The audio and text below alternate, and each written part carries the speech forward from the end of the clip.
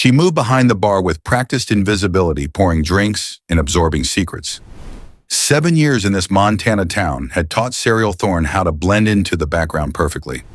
Nobody suspected the quiet woman wiping glasses had 3 confirmed kills, or that she once led the most classified operation in naval intelligence history.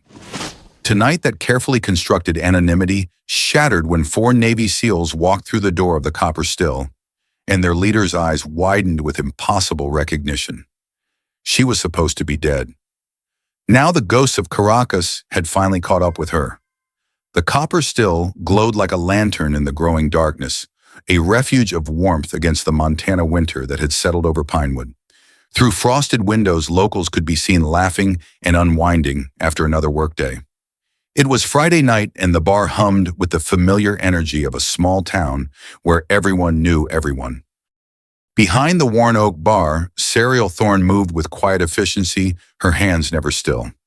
She poured drinks, wiped glasses, and arranged bottles with practiced precision.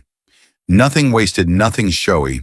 At 38, she was neither young enough to turn heads nor old enough to fade completely into the background, and that suited her perfectly. Her dark hair was pulled back in a practical ponytail, her face pleasant but unremarkable. To the regulars who had come here for 7 years, she was a fixture, yet somehow remained a mystery.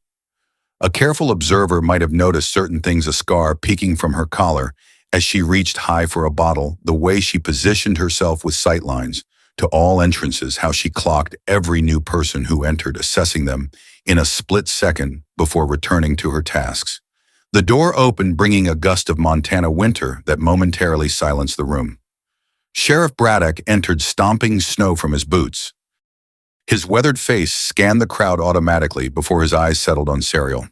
They exchanged a look loaded with more meaning than casual acquaintances, and she gave a slight nod.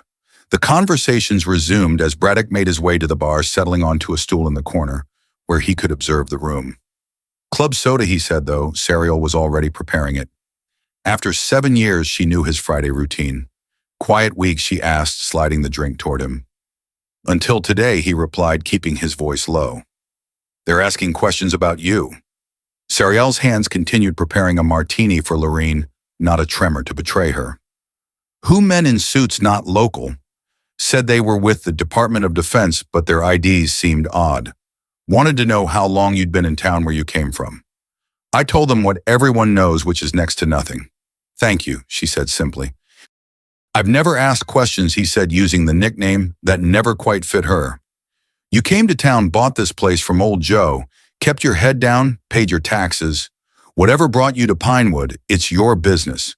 But if there's trouble heading this way, I'd appreciate a heads up. This town, these people, they matter to me. Sariel met his eyes directly for the first time. They matter to me too, she said. Before they could continue, the door swung open again. 4 men entered, brushing snow from their jackets. They were not in uniform, but everything about them screamed military. The way they moved, assessed the room, positioned themselves. Their build suggested years of physical training, and their eyes held the focused alertness of men who had seen combat. The bar noise diminished slightly as locals sensed something different about these newcomers. They were clearly not from Pinewood, not hunters or truckers passing through. They carried themselves with too much authority. Their leader, a tall man with close-cropped dark hair and olive skin, scanned the room before his eyes landed on Sariel. For a moment, recognition flashed across his face. She turned away, busying herself with bottles beneath the counter. Sariel served other customers, deliberately avoiding their table. Sheriff Braddock, noticing her reaction, volunteered to take their order. The men requested beers, keeping their voices low as they conferred among themselves. From behind the bar, Sariel observed them while pretending not to. The leader was Commander Calloway, though she doubted that was the name he was using now. The last time she had seen him, he had been a lieutenant, serving under her command. The other 3 were unfamiliar, younger, probably newer recruits. Calloway studied her face. Do I know you from somewhere? I've got that kind of face, she replied, maintaining eye contact a beat too long. As she turned away, Calloway said quietly, Operation Kingfisher. Sariel froze imperceptibly, then continued walking. The name echoed in her mind, conjuring images. She had spent 7 years trying to forget the rain-soaked streets of Caracas, the weight of her tactical gear, the metallic smell of blood mixing with gunpowder. As the night wore on, Sariel maintained her routine, but her awareness had heightened. She noticed Calloway watching her, his expression thoughtful. Sheriff Braddock remained at his post, dividing his attention between the SEALs and her. By closing time, most of the patrons had filtered out, leaving only Braddock, the 4 SEALs, and a couple of stragglers finishing their drinks. Sariel began her closing routine, washing glasses and wiping down surfaces. Her mind raced, calculating options, escape routes, contingencies. 7 years of peace threatened to unravel in a single night. As she placed clean glasses on shelves, Calloway approached the bar alone. Alexandra Reed died in Caracas, he said without preamble. I attended her memorial at Annapolis, full military honors. The Secretary of the Navy spoke about her service to country. Sariel didn't look up. You've mistaken me for someone else. The woman I knew had a scar from shrapnel on her right shoulder blade, 3 inches, shaped like a crescent moon. Caracas, 2014. I was there when she got it. Her eyes flickered to the back door, assessing the distance. They're coming for you, Calloway said, his voice low and urgent. Whatever you found in Caracas, they're tying up loose ends. Everyone from the mission is dead except me. And now apparently you. The revelation hit her with physical force. Her team, Kaplan, Mercer, Rivera, Suarez, all gone. She had suspected as much, but hearing it confirmed made it real. And she had been hiding, thinking herself safe, while they were hunted down one by one. How did they find me? She asked, dropping the pretense. I don't know, but something big is happening. They've reactivated the Prometheus protocol. Whatever you discovered 7 years ago, it's in play again. Before she could respond, headlights flashed through the windows, illuminating the bar's interior with harsh white light. Through the frosted glass, they could make out the shapes of black SUVs surrounding the building. Commander Calloway said, "What do you want to do?" Sariel Thorne, or rather, Alexandra Reed, straightened her shoulders, her transformation beginning. The invisible woman was about to become very visible indeed. "Get your men ready," she said, her voice now fully commanding, "and call me Alex." 4 men in tactical gear entered the copper. Still, their movements coordinated and practiced. They carried themselves with the confidence of predators in familiar territory, weapons held low but ready. The remaining customers, sensing danger, pressed back against their seats, eyes wide. Their leader, a silver-haired man with cold eyes and an expensive suit beneath his tactical vest, surveyed the room with clinical detachment. Director Vance had the bearing of someone accustomed to power, to being obeyed without question. His gaze settled on Sariel, a smile spreading across his face that never reached his eyes. "Miss Thorne," he said pleasantly, his voice carrying in the suddenly silent bar. "Or should I say Commander Reed? It seems reports of your death were greatly exaggerated." Sheriff Braddock stood from his corner table, hand hovering near his sidearm. 7 years of protecting his town had not prepared him for this moment, but his voice remained steady. "This is my jurisdiction, gentlemen. I don't know what business you think you have here, but you're scaring my people. This is a matter of national security," Vance replied smoothly. "These people should leave now." The last civilians hurried out, casting worried glances over their shoulders. Only Braddock remained standing his ground beside the bar. "Now show me credentials or get out," Braddock demanded, once the civilians were clear. The agents tensed, hands shifting on their weapons. Calloway and his SEALs spread out, creating a tense standoff in the once peaceful bar. Though outnumbered, their positioning was strategic, using tables and the bar as partial cover. Sariel's posture had changed completely. Gone was the unassuming bartender who faded into the background. Her spine straightened, shoulders, squared chin, lifting with natural authority. When she spoke, her voice carried the crispness of command. "You killed my team in Caracas," Vance acknowledged with a small shrug. "Risks of the profession, Commander. You of all people should understand operational security. The Prometheus protocol," she said. The name fell into the room like a stone. American intelligence selling bioweapons research to our enemies. Not for national security, for profit. Vance's smile thinned.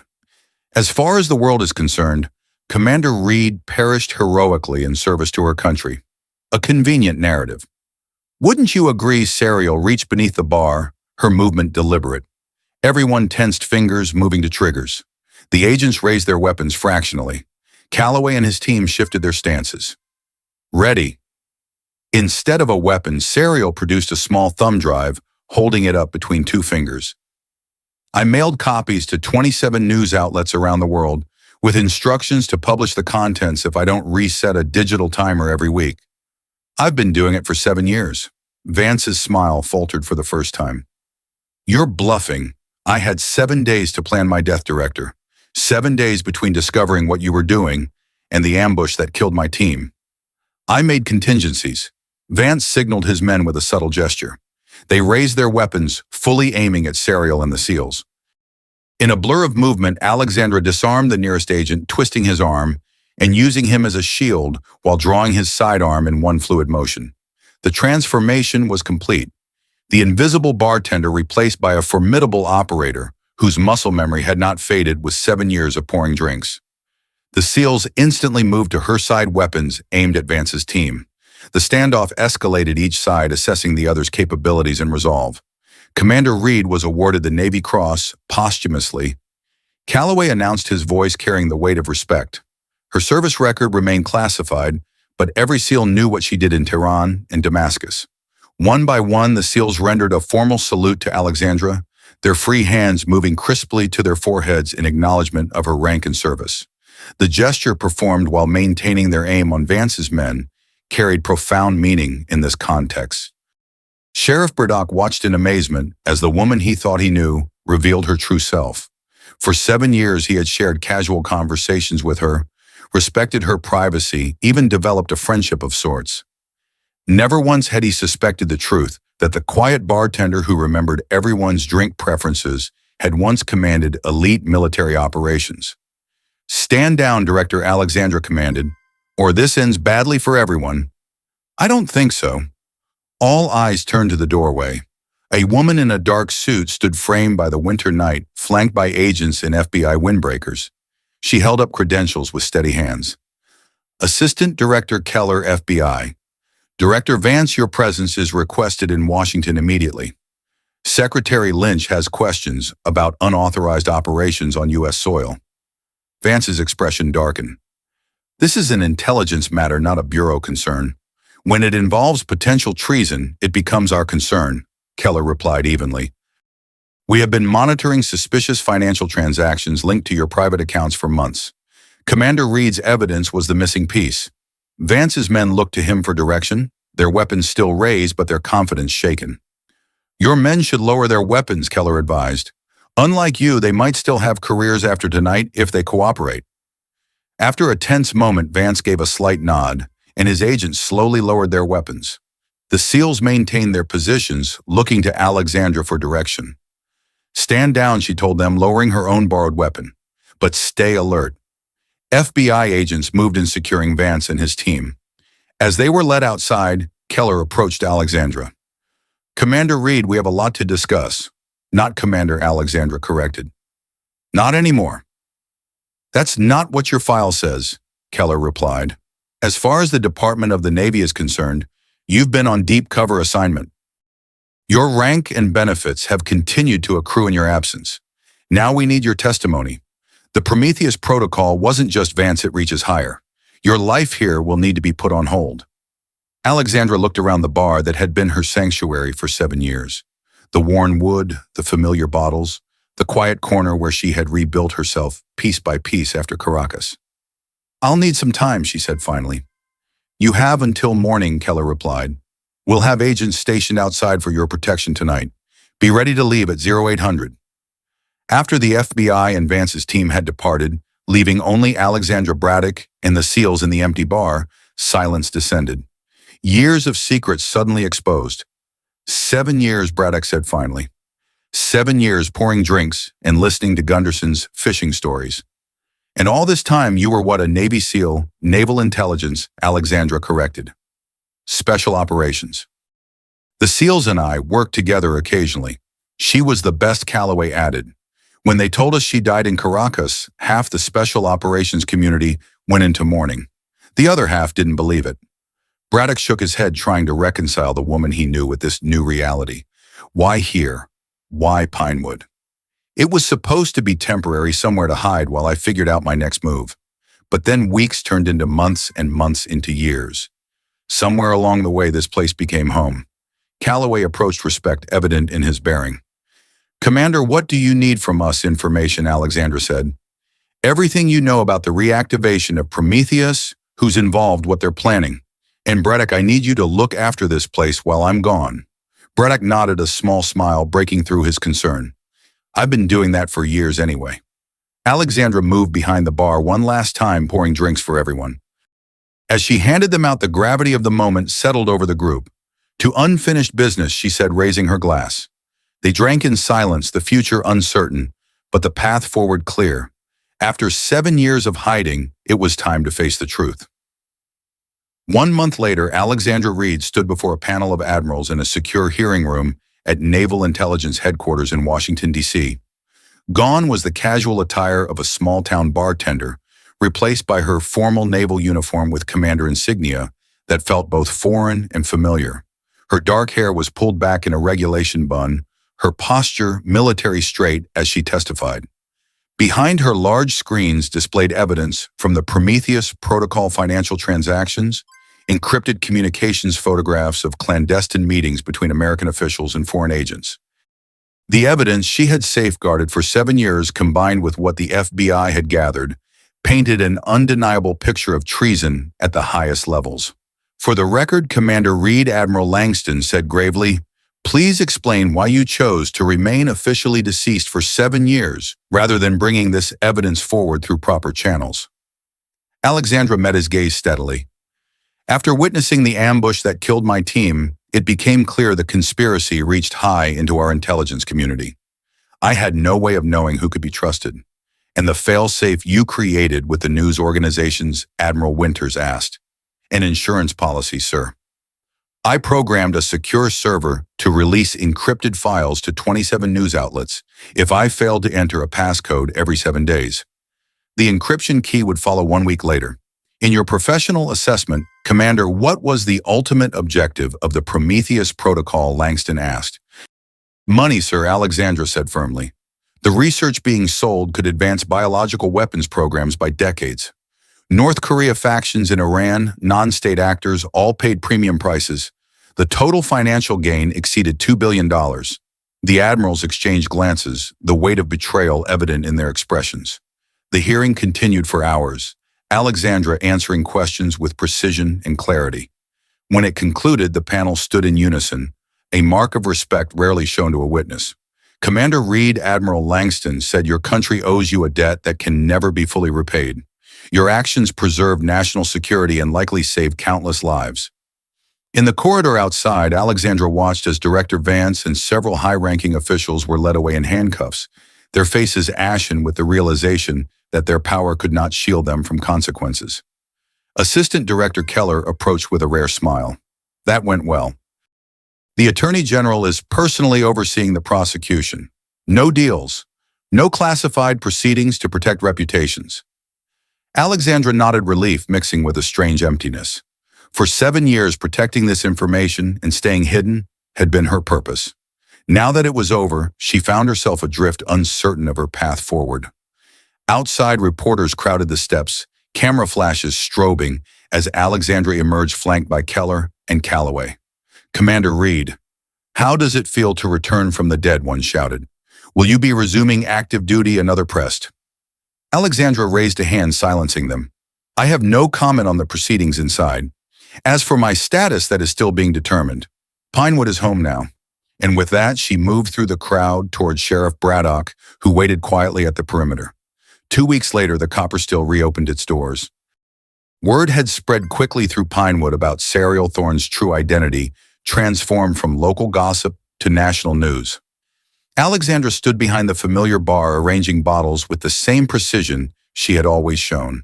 Though her movements were different now, more fluid, no longer hiding her training, her presence felt steady, grounded.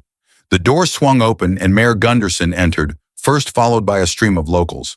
They approached hesitantly, unsure how to act around someone they thought they knew. "So," Gunderson said, "breaking the ice, all those phishing stories I told, and you never mentioned you were some kind of super spy." A ripple of laughter moved through the room. Alexandra smiled, genuine warmth in her expression. "I enjoyed your stories, Mayor. Every one of them. "Do we call you Commander now?" Lorene asked from her usual spot.